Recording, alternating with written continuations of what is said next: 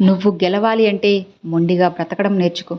నేను ఏదైనా సరే చేయగలను అనే నమ్మకం గనుక నీలో ఉంది అంటే ఎలా చేయాలి అనే మార్గం ఖచ్చితంగా దానంతటా అదే నీకు కనిపిస్తుంది. మంచి రోజులు రావాలి అంటే ఖచ్చితంగా నువ్వు చెడు రోజులతో పోరాడాల్సిందే కదా. సంవత్సరం మారితే రాతలేమీ మారవు కదా, రోజులు మారుతాయి. ప్రయత్నాలను ఆపితే పనులేవి సాగువని తెలుసుకో. గమ్యం దూరమైనా సరే నీ పయనాన్ని అస్సలు ఆపకు. నీ మార్గం కష్టమైనా సరే ప్రయత్నాన్ని విరమించుకోవద్దు. సాగిపో ముందుకి. సగం జీవితం వాళ్ళు వీళ్ళు ఏమనుకుంటారో అనే ఆలోచనతోనే సగం కరిగిపోతుంది కదా. అలాంటివి ఏమీ కూడా నువ్వు అస్సలు పట్టించుకోకు. ఊహలు అనేటివి వాస్తవాలకి శాశ్వతంగా పూర్తిగా దూరంగా తీసుకువెళ్తాయి. కానీ ఎంత దూరం వెళ్ళినా రావాల్సింది మాత్రం మనం వాస్తవానికే కదా, ఊహల్లో కాదు. వాస్తవంలో జీవించు. అది నీకు ఎంతో ప్రశాంతతనిస్తుంది. నేను చేయగలను అనే నమ్మకం నీకు ఉంటే ఎలా చేయాలన్న మార్గం అదే నీకు కనిపిస్తుంది కదా. నమ్మకాన్ని మాత్రం నువ్వు ఎప్పుడూ కూడా అస్సలు కోల్పోవద్దు. అది నాకు వద్దు అనుకుంటే నిమిషం కూడా ఆలోచించకు. అదే కావాలి అనుకుంటే ఒక్క క్షణం కూడా నువ్వు వృధా చేయకు. ప్రతి క్షణం విలువైనది. తిరిగి రాని గతమా, తిరుగుతున్న వర్తమానమా, లేదా తిరుగులేని భవిష్యత్తా? నీకు ఏది కావాలి? బాగా ఆలోచించి నిర్ణయం తీసుకో. మార్పు మనం అనుకున్నంత తేలికైతే కాదు, అలా అని అసాధ్యమైతే మరీ కాదు. లక్ష్యం ఉన్నవాడు గడ్డి పరకను కూడా బ్రహ్మాస్త్రంలా వాడుకుంటాడు. అదే ఏ లక్ష్యం లేనివాడు బ్రహ్మాస్త్రాన్ని సైతం తను గడ్డి పరకలా వాడుకుంటాడు, నిర్లక్ష్యం చేస్తాడు. గుర్తుపెట్టుకో, ఏదైనా సరే నువ్వు ఒకటి ఆపేద్దాము ఇక వద్దు అని నీకు అనిపించినప్పుడు ఒక్కసారి అసలు ఆ పని ఎందుకు మొదలెట్టావో నువ్వు ఆలోచించు. సమాధానం దొరుకుతుంది. చివరి ప్రయత్నం అంటే చివరిసారి చేసే ప్రయత్నం కాదు, మొదటిసారి గెలిచే ప్రయత్నం అని నువ్వు భావించు. తప్పకుండా విజయం వస్తుంది. మంచి సమాజం నిర్మించడం కోసం లక్ష్యాలే కాదు, మంచి లక్షణాలు కూడా నువ్వు అలవాటు చేసుకోవాలి. అప్పుడే మంచి సమాజం వస్తుంది. పెద్దగా ఆలోచించు, చిన్నగా మొదలుపెట్టు. ఒకే రోజులో నువ్వు గొప్ప స్థాయికి ఎదగలేవు కదా, మేడలేం కట్టలేవు కదా. ఓర్పుగా ఉండు. ఖచ్చితంగా మార్పు అనేది అదే నీ వద్దకి వస్తుంది. దేనికైతే నువ్వు భయపడి వెనకడుగు వేస్తావో అదే మళ్ళీ మళ్ళీ నీ వద్దకు వచ్చి నిన్ను వెంటాడుతుంది. జాగ్రత్త. గుర్తుపెట్టుకో, ఒక్కసారి దానికి ఎదురెళ్ళి చూడు. ఆ భయమే నిన్ను చూసి గజగజ వణుకుతుంది, భయపడుతుంది.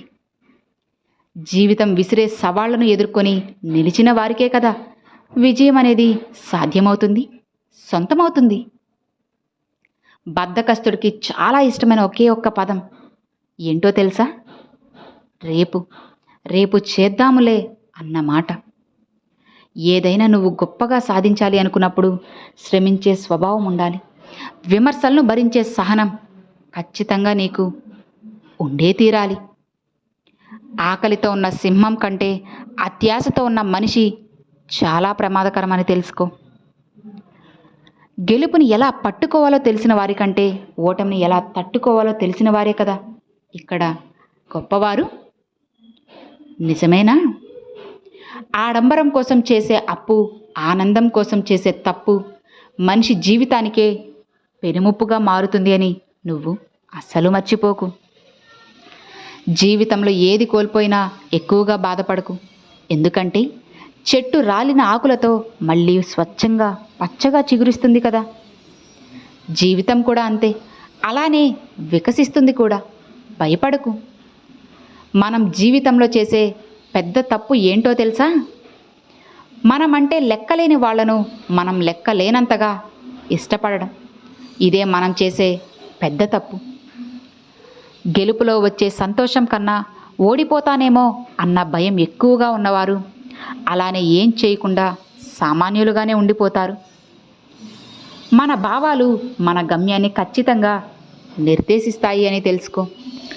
అవసరం లేని కోపం, అలానే అర్థం లేని ఆవేశం ఈరోజు ఇప్పుడు బాగానే ఉంటాయి, కానీ రేపు అవి నిన్ను అందరిలో కూడా ఒంటరిని చేసేస్తాయని గుర్తుపెట్టుకో.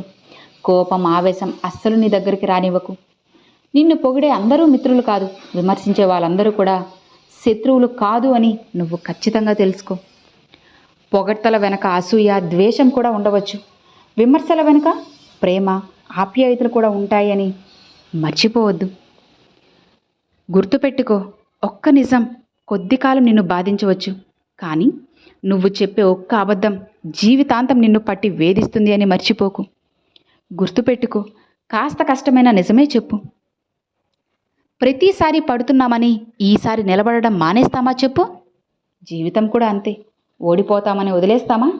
ఎన్నిసార్లు పడినా సరే మళ్ళీ తిరిగి ప్రతిసారి కూడా నువ్వు లేవాలి. పడినా లేచే కెరటంలా నువ్వు జీవించాలి. జీవితంలో ఎప్పుడూ కూడా నటించకు. నీవు ఎలా ఉన్నావో అలానే ఉండు. ఎవరినో మెప్పించడానికి అస్సలు నువ్వు ప్రయత్నం చేయకు. అలాంటి ఆలోచనే నీ దగ్గరికి అస్సలు రానివ్వకు. ఒక్కసారి నీ జీవితంలో నటించడం నీకు అలవాటైంది అంటే జీవితాంతం అలానే నువ్వు నటించాల్సే వస్తుంది. వినే ఓపిక లేనివాడు ఎప్పటికీ కూడా అజ్ఞానిగానే కదా మిగిలిపోతాడు. చెప్పే ధైర్యం లేనివాడు ఎప్పటికీ కూడా అందరిలో పిరికివాణిగానే ఉండిపోతాడు. నువ్వు 10 మందిలో ఉన్నప్పుడు పట్టింపులు మర్చిపో. నలుగురిలో ఉన్నప్పుడు నువ్వు మంచిగా అందరితో నవ్వడం నేర్చుకో. ఆనందం అయిన వాళ్లతో పంచుకో. కష్టాల్లో ఉన్నప్పుడు కన్నీళ్ళని నువ్వు ఖచ్చితంగా ఓర్చుకొని తీరాల్సిందే. నువ్వు చేసేది తప్పు అని తెలిస్తే అలవాటుని మార్చుకో. గతం చేసిన గాయాలని మర్చిపో. అలానే పెట్టుకొని కుమిలిపోకు. నీ ముందున్న గమ్యాన్ని ఆనందంగా చేరుకో. మనిషిగా జీవితం అంటే ఒక యుద్ధమని నువ్వు తెలుసుకోవాలి. యుద్ధంలో గెలిచే తీరాలి. బాధ ఎంత గొప్పదో సంపద అంతకంటే చెడ్డది. ఎందుకో తెలుసా? బాధ కలుగుతూనే తన సొంత వాళ్ళని గుర్తు వచ్చేలా చేస్తుంది. అలానే సంపద వస్తూనే మనకు సొంత వాళ్ళను కూడా పూర్తిగా మనం మర్చిపోయేలా చేస్తుంది. అజ్ఞానంలోకి మనల్ని నెట్టేస్తుంది. కాబట్టి నువ్వు జాగ్రత్త. విషాన్ని ఎన్నిసార్లు వడబోసినా అది అమృతం అవ్వదు కదా. అలానే మనల్ని అర్థం చేసుకోలేని వాళ్లకు మన గురించి ఎంత చెప్పినా సరే అది వ్యర్థమే కదా అవుతుంది. నిజమేనా? ఆలోచించి నిర్ణయం తీసుకోవాలి నువ్వు. రంగు లేని పువ్వుకి ఆకర్షణ లేదు. అలలు లేని సముద్రానికి అందం లేదు. సూర్యుడే లేని ఈ ప్రపంచానికి వెలుగు ఉంటుందా? లేదు కదా. అంతా చీకటిమయమవుతుంది. అలానే లక్ష్యం లేని జీవితానికి విలువ ఎక్కడుంటుంది చెప్పు? అస్సలు విలువ అనేదే ఉండదు. చినుకంత అనుమానం ఏ బంధానికైనా సరే ప్రమాదమే. సముద్రమంత ప్రేమ అనేది మీ దగ్గర ఉన్నప్పటికీ ద్వేషానికి, దూరానికి ఆ చినుకంత అనుమానమే మూల కారణమవుతుంది. అది నీ దగ్గరకు రానివ్వకు. ఒక్కొక్కసారి నీ నిజాయితీ, ధైర్యం, తెలివితేటలు ఇవేమీ కూడా నిన్ను గెలిపించలేనప్పుడు కూడా కేవలం నీ ఓర్పు, సహనం ఇవి మాత్రమే నిన్ను ముందు నిలబెడతాయి, అత్యంత ఎత్తులో ఉంచుతాయి, గెలిపిస్తాయి. మన జీవితంలో ఎన్ని బంధాలు ఉన్నప్పటికీ మన ఇష్టాలని, కష్టాలని పంచుకోవడానికి భగవంతుడు సృష్టించిన అద్భుతమైన బంధమే కదా స్నేహం అంటే. నిజమే కదా. ఎదుటివారు మారకపోతే మీరే మారండి. లేదంటే బాధపడడం నిత్యం మీ వంతు అవుతుంది. అర్థమవుతుందా? పని వల్ల ఒత్తిడి అనేది పెరగదు. పని గురించిన ఆలోచన వల్ల ఒత్తిడి అనేది ఇంకా రోజు రోజుకి పెరుగుతూనే ఉంటుంది. అందుకే ఆలోచనలను వాయిదా వేయాలి. పనులను వెంటనే, ఇప్పుడే, ఈ క్షణమే చేసేయాలి. ప్రతి అనుభవం జీవితంలో ఎక్కడో ఒక చోట ఖచ్చితంగా ఉపయోగపడుతుంది. ఎందుకో తెలుసా? ఏ అనుభవమూ కూడా సులువుగా రాదు, అనుభవిస్తే తప్ప. నిజమే కదా. మంచి మనసున్న వాడికి భగవంతుడు 100 కష్టాలు కల్పించినా అంతకు రెట్టింపు సంతోషాలను తప్పకుండా నీకు అనుగ్రహిస్తాడు అని మర్చిపోకు. గుర్తుపెట్టుకో, మనతో ఉన్న వాళ్ళందరూ మనవాళ్ళైపోరు. మన ఇష్టాలను, కష్టాలను పూర్తిగా గౌరవించిన వాళ్లే కదా శాశ్వతంగా వాళ్ళు మనవాళ్ళు అవ్వగలరు. బంధాలను తెంచే శక్తి కోపానికి ఉంటే ఆ బంధాలను కలిపే శక్తి నీ చిన్న చిరునవ్వుకి ఉంటుంది అని నువ్వు మర్చిపోకు. జీవితం ఒక యుద్ధభూమి. పోరాడితే గెలిచే అవకాశం ఉంటుంది. అలా కాకుండా ఊరికే నిల్చుంటే ఓటమే కదా నీకు ఎదురవుతుంది. గెలుస్తావా లేదా అలానే నిల్చుంటావా చెప్పు? నువ్వే నిర్ణయించుకో. గెలవాలంటే కష్టాలను ఓర్చుకోవాలి. బ్రతకాలంటే నీ ఇష్టాల్ని ఖచ్చితంగా నువ్వు మార్చుకోవాలి. నీకు నీ మీద ఉన్న నమ్మకమే కదా నీ విజయానికి నువ్వు వేసే తొలిమెట్టు అవుతుంది. గెలవాలి అనే ఆశతో కాదు, నేను గెలుస్తాను, గెలవగలను అనే నమ్మకంతో ప్రయత్నించు. ఎప్పటికైనా సరే విజయం అనేది నీ సొంతమవుతుంది. ఆలోచించు, సమాధానం దొరుకుతుంది. నిన్నుగా ఇష్టపడే వారికి నువ్వేంటో చెప్పాల్సిన అవసరం లేదు. నువ్వు అంటే ఇష్టం లేని వారికి నువ్వేంటో అసలు చెప్పినా అర్థం కాదు కదా. ఎంత చెప్పినా కూడా చెవిటివాడి చెవిలో సన్నాయి ఊదినట్టే. నువ్వు దాచుకున్న కోట్ల కంటే నీకోసం అమ్మ దాచుకున్న ఆకలి అనేది చాలా గొప్పది, విలువైనది. ఆమెకు నువ్వు గుడిలేం కట్టాల్సిన అవసరం లేదు. కేవలం నువ్వు గుండెల్లో పెట్టుకొని చూస్తే చాలు. చివరిగా ఒక్క మాట, కొన్ని సందర్భాల్లో నువ్వు నిశ్శబ్దంగా ఉండడం ఖచ్చితంగా నేర్చుకోవాలి. అప్పుడే నీ జీవితం బాగుంటుంది.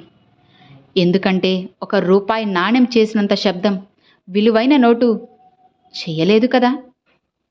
ఆలోచించు, నీకు సరైన సమాధానం తప్పకుండా దొరుకుతుంది. అర్థమైంది కదా? Thanks for watching friends.